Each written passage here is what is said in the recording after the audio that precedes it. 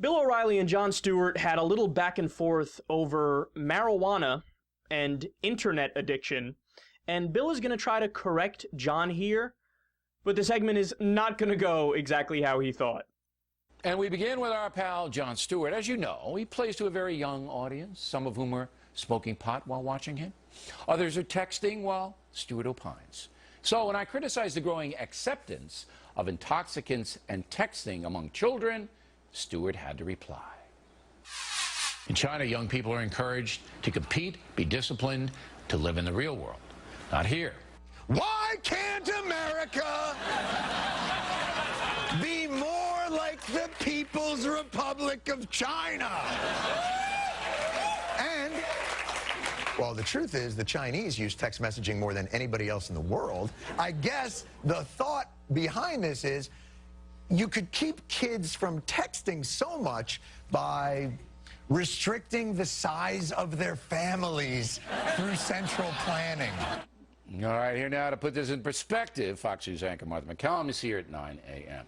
So first of all, what's the truth about Chinese kids and academics? Well, the truth is, in a study that came out several weeks ago of 15-year-olds that was done internationally, and it ranked reading, math, and English standards, 3 of the top 6 top-performing countries of 15-year-olds were in China, okay? And the others were also all, Korea, you have Singapore on that list as well. All right, so the United States is it was Shanghai, 36. it was Hong Kong, and it was Beijing, I believe. Macau, and Singapore, which is a Portuguese thing.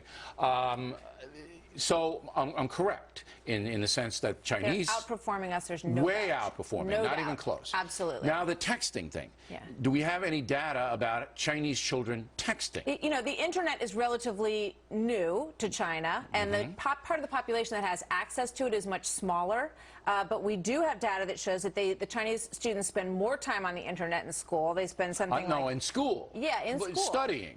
But Exactly. I'm talking about texting. The texting you know there's one measure that shows that they text more. There's one measure that shows that socially? U.S. students text more. They socially? Yes, because they do have addictions to web surfing, chatting, and those are the things that have people sending them off to camps as they I can't imagine it. Have you been to China?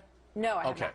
I've been to China. I've spent some time there. These kids, I mean, they're just regimented. Yeah, they don't have any free time to just text. Well, I mean, we know that the Chinese are fascinated with technology. So they are spending more time studying.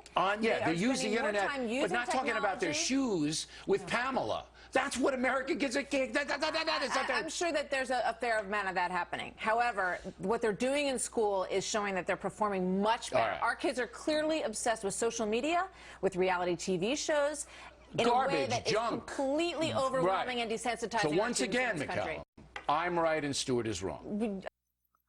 That's not what she said at all. She said the exact opposite. She's like, yeah, there's a measure that actually says that they text more than us. Right, so I'm right and Stewart's wrong. No, you're not. What are you talking about? And I like how he just dismissed it in 2 words. I can't imagine. Or 3 words. I can't imagine. Can't imagine. Dude, how are you going to bring somebody on that vindicates Stewart and then you say, well, vindicated me, right? I'm right. Stewart's wrong. And also, let's get a couple things straight here. So this original segment that O'Reilly did, he asked, are we a weaker nation because of the internet, texting, and marijuana? Like I said when we covered this before, I don't even know what that means. So, okay, what do you want us to do? What's the goal? To just be as strong as possible? Get rid of all worldly pleasures and just make us like Neanderthals? We hit each other over the head with, fucking clubs, and we get back up because we're tough. Yeah, we took so many hits to the head that we can keep taking them.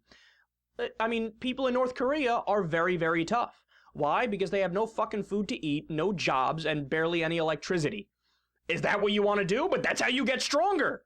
Isn't there obviously a balance that goes on here? I mean, shouldn't you want to live in a society that offers you many comforts? Along with, for example, having like a tough military. That's a different thing. That's a different conversation, different topic. But Bill O'Reilly's is like, we need to be tougher. That's so vague and so broad that it doesn't mean anything. And then also, so what's your solution, Bill? And this is what I was trying to get at the other day. What do you want to ban weed? Well, obviously we know you want to do that. But what do you want to ban texting? Ban cell phones? I mean, that's the only way you're going to get rid of, people using the internet and texting and all this stuff. You want to ban all those things? But that would be a police state, Bill. You wouldn't get anybody to back you up on that because that's crazy. The United States were supposed to be free. Freedom entails you can text, you can go on the internet, you could smoke marijuana. And also, if we take his argument to its extreme, you would have to not only ban internet and ban, cell phones, you'd also have to ban alcohol. Because, some kids somewhere might eventually sneak into their parents' liquor cabinet and drink it. So ban it. It's got to be gone for everybody because the kids used it. But, I mean, even if, so take, the example of Chinese kids and grades. You want to know why they do so well? They do so well because it's an authoritarian state. And, they can discipline the kids by hitting them and whatnot. And they can they sit down, they drill it into their head. Now, that does have upsides for things like math or things like science, where it's very regimented, it's very organized, and that's how you learn it. It's very factual, you just spit it back. But in creative areas, that doesn't work, because you sit there and you go, I'm just waiting for my directions. There's no directions, I gotta make this up as I go along. I gotta be creative, I can't do that. And it also has downside implications for the country. Because the country itself, this is, one can make the case, this is one of the reasons why there hasn't really been a true democratic, revolt against the communist regime, which is very repressive. And it's actually a state capitalist regime, if you want to be technical. It's like an oligarchy. You have the rich ruling over the poor. Horrible working conditions in factories, no safety regulations, people work ridiculous hours, because it's an authoritarian society. Whatever the person in charge tells you, shut up and do it. But that leads to my final point. That's what Bill O'Reilly wants. He wants, basically, the Republican Party to rule the country like it's a police state. He wants the Republican Party to be authoritarians. And then he will go out there on TV and do the rationalization for them and the propaganda where he says, no, don't worry, even though you guys feel like shit and you're not happy and you're not free anymore, I'm going to tell you why authoritarianism is actually good. This is why Jon Stewart runs circles around the intellect of Bill O'Reilly.